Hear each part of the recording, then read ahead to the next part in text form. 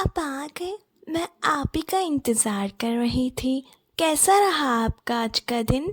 आज ऑफिस में बहुत काम था, इसलिए लंच भी नहीं कर पाया। ये बताओ खाने में क्या बना है, बहुत जोर की भूख लगी है। ओ जी, मैंने आज खाने में कुछ नहीं बनाया। वो मेरा सर और कमर बहुत दुख रहा था। आप एक काम क्यों नहीं करते, आप होटल से लाए ना। अच्छा, ठीक है फिर। शीला, शीला, उठो, सुबह हो गई है, मुझे ऑफिस भी तो जाना है, जल्दी से नाश्ता बना के दो। गौतम शीला को जगाता रहता है ताकि वो उसे नाश्ता बनाकर दे, लेकिन शीला कहाँ उठने वाली। इतना उठाने के बाद भी जब शीला नहीं उठी तो गौतम बिना नाश्ता खाए ऑफिस चला जाता है। सुबह से शाम हो गई। गौतम ऑफिस से घर वापस आ जाता है। शीला, शीला कहाँ हो? शीला, शीला, शीला, ये सब क्या है? तुम अभी भी सोई हुई हो? शीला उठो, मैं ऑफिस से आ गया हूँ, शाम हो गई है। शीला उठो। शीला, ये सब कुछ क्या है? तुम दिन भर सोती रही? वो जी, मुझे तो अपनी आँख ही नहीं खुली। पहले माँ जी होती थी ना, तो वो मुझे उठा देती। आज कोई नहीं था ना घर पे, मैं अकेली थी, तो बस वहीं पे सो ही गई मैं। शीला, तुम्हें अंदाज़ा भी है मैं आज ऑफिस भूखा चला गया था। मैंने तुम्हें कितना जगाया और तुम जागने का नाम ही नहीं ले रही थी। मुझे तो लगता है तुमने आज खाना भी नहीं बनाया। वो जी, मैंने वाकई में खाना नहीं बनाया आज। वो मैं दिन भर सोती रही ना, इसलिए। आप आज भी होटल का मंगवा लें, अब मैं कल से पक्का बना दूंगी। शीला, जब माँ थी तब तो तुम ऐसी नहीं थी। इन 2 दिनों से हम बाहर का खाना ही खा रहे हैं। अब मुझसे नहीं होता शीला।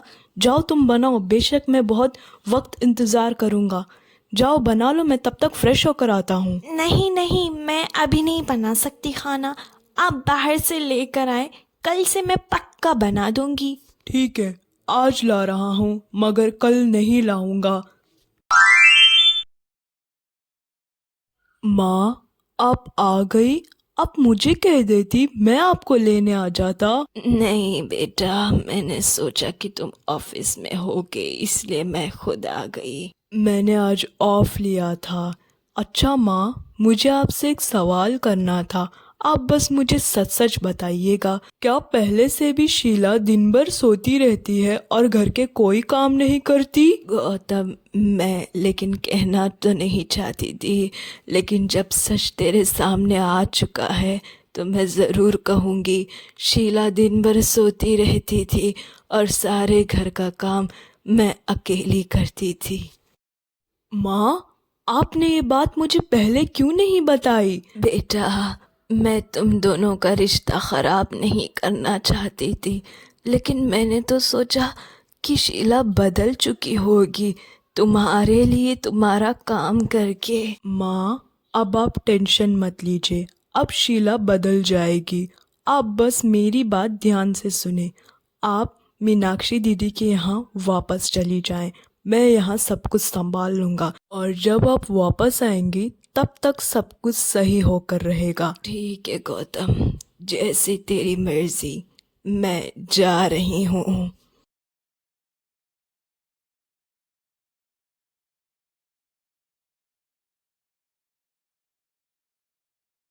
शीला, मुझे अभी अभी ऑफिस से मेल आया है कि मुझे नौकरी से निकाल दिया गया है। अब से मैं ऑफिस नहीं जा सकता क्या? शीला। ये आप क्या कह रहे हैं जी?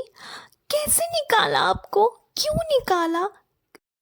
पता नहीं, लेकिन शीला, अब मैं बाहर का खाना नहीं ला सकता।